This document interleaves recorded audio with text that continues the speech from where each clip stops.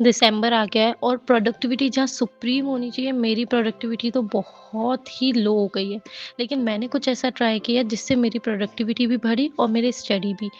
अब वो क्या था, उसके लिए आपको पूरी वीडियो देखनी पड़ेगी, तो चलो शुरू से शुरू करते हैं। So Radhe Radhe everyone and welcome back to my channel. सबसे पहले आप लोगों ने मेरी लास्ट वीडियो को बहुत प्यार दिया, उसके लिए मैं बहुत ग्रेटफुल हूँ, थैंक यू सो मच।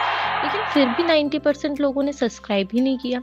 आप लोग मेरी वीडियो को सब्सक्राइब कीजिए ताकि मुझे भी मोटिवेशन मिले उन सब्सक्राइबर्स को देख के। हालांकि मुझे आपके व्यूज़ से बहुत अच्छा लगा, आप लोगों ने इतने प्यारे कमेंट्स किए, मुझे उससे के लिए भी बहुत अच्छा लगा, तो थैंक यू सो मच। चलिए अब वीडियो का मेन टॉपिक शुरू करते हैं।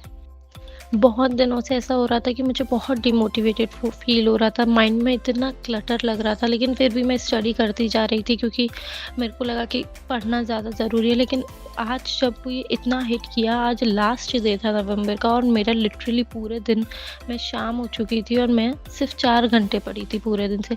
मैं अपने फिक्स टाइम पर उठी थी, सब चीज़ें सही करी थी, लेकिन वो माइंड इतना एक्टिव ही नहीं हो पा रहा था कि मैं पढ़ाई करूँ।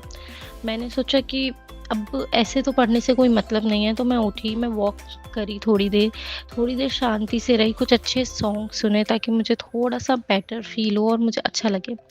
फिर मैंने सोचा कि क्यों ना मैं अपने मंथ को प्लान करती हूँ एक प्रॉपर वे में, ताकि मुझे भी समझ में आए कि मैं पढ़ क्या रही हूँ और क्या छोड़ रही हूँ, क्या मुझे याद करना है।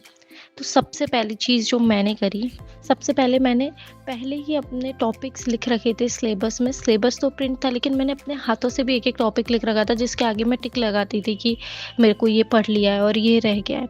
तो मैंने एक पेपर में एक हार्ड साइड बनाया और एक ईज़ी साइड कि कौन से टॉपिक ऐसे हैं जिनको मुझे पढ़ने में ज़्यादा टाइम लगता है, यानी कि 1 घंटा 2 घंटा लगता है, और कौन से टॉपिक ऐसे हैं जो मैं थोड़ा जल्दी कवर अप कर सकती हूँ।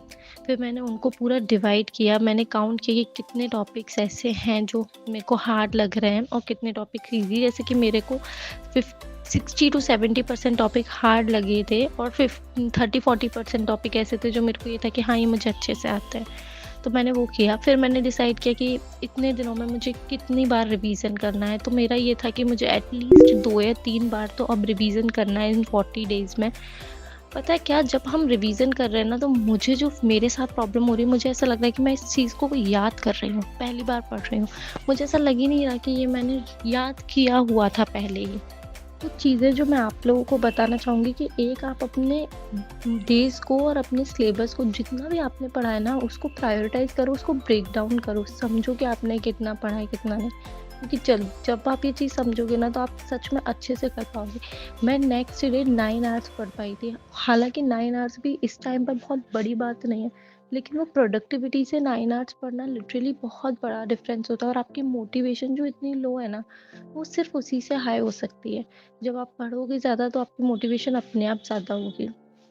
और इस प्लानिंग में मैंने ग्रुप ऑफ सब्जेक्ट्स भी रखे कि मुझे किस टॉपिक के साथ में कौन-कौन से और टॉपिक पढ़ने हैं, ताकि एक बैलेंस मेंटेन हो सके हार्ड और ईज़ी टॉपिक के बीच में। क्या होता है, किसी-किसी दिन सारे हार्ड टॉपिक्स ले लिए और फिर वो 1 या 2 टॉपिक ही पूरे दिन में हो पाता है और लगता है कि यार इतना दिन, पूरा दिन इन्हीं 2 टॉपिक ही पढ़े। तो इसके लिए मैंने वो डिसाइड किया कि मुझे आने वाली मेरे कौन से टॉपिक्स मुझे किसके साथ में लेने हैं। और मैंने ये डिसाइड किया है कि अब मैं थोड़ा फ़ास्ट रिवीज़न करूँगी, थोड़ा जल्दी-जल्दी पढ़ने की कोशिश करूँगी, क्योंकि एक बार में तो चीज़ें याद नहीं रहती हैं, अगर उसको 3-4 बार पढ़ो तो ही वो याद होती है। मैं पहले क्या कर रही थी, एक ही बार में याद करने की वज़ह से बहुत स्लो रिवीज़न कर रही थी, जो मेरे लिए हेल्पफुल नहीं रहा। अब मुझे ये लगता है कि मुझे थोड़ा फ़ास्ट रिवीज़न करना चाहिए ताकि वो बार-बार रिवीज़न हो पाए। और जो टॉपिक्स आपको लग रहा है इनमें वेटेज नहीं है, जैसे तो और आपको याद नहीं हो रहे हैं, जैसे मुझे राजवंश याद नहीं होते, मैंने पहले भी कई बार कोशिश की उन्हें याद करने की, पर मेरे पे नहीं हो पाता और उनमें से क्वेश्चन भी 1 या 2 आते हैं, तो मैंने वो टॉपिक ही स्किप कर दिया है। और अब उसमें से मैं ये नहीं सोच रही कि ज़्यादा क्वेश्चन आए तो मैं क्या करूँगी, क्योंकि अब मेरे पास टाइम ही नहीं है कि मैं उसे पढूँ। तो अगर आप लोगों को भी ऐसा लगता है कि कोई टॉपिक है आप पे याद नहीं हो रहा है और उसमें से क्वेश्चन भी इतने नहीं आने, तो आप उसे स्किप कर दो, रेदर देन आप अपनी टाइम उस पे इतना वेस्ट कर दो कि आप और चीज़ें ना कर पाओ। अभी बताने के लिए तो सच में इतनी सारी बातें होती हैं कि मैं एक बार बोलना शुरू करूँ तो मुझे समझ ही नहीं आता कि क्या-क्या बता दूँ। बट अभी इस टाइम पर इतनी लॉन्ग वीडियो बनाना भी ठीक नहीं है, क्योंकि आप लोगों की भी पढ़ाई डिस्टर्ब ना हो, और बहुत जल्दी मैं कोशिश करती हूँ कि मैं जल्दी-जल्दी अपनी बात बोलकर आपको वो चीज़ बता सकूँ जो आपके लिए इम्पोर्टेंट है। तो that's it for the video.